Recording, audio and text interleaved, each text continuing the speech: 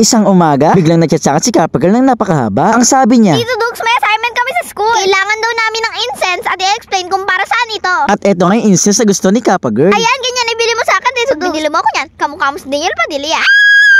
Dahil mabait akong tito at owner naman si Kappa Girl, yes, order tayo. At after 3 days lang, may nagdoorbell na sa bahay ko. Nagulat nga ako kasi pagbukas ko ng pintuan, dumating na pala itong parcel ko. Sa buong buhay ko, first time ko lang din magkakaroon itong incense. Kaya naman excited na akong buksan. Kaya naman tara, unboxing na natin.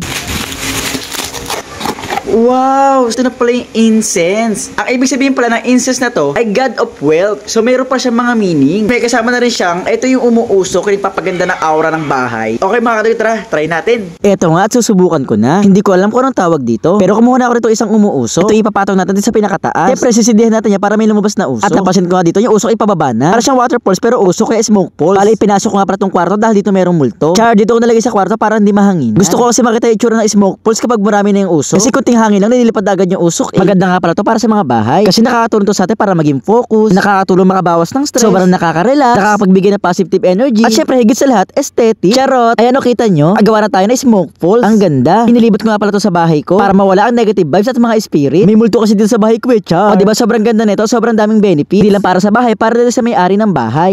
Ayun ang incense ko. Okay, Tito Dugs. Kukunin ko na to. As na sa school, papakita ko to sa mga classmates ko. Bye! Okay ka, pagalingan.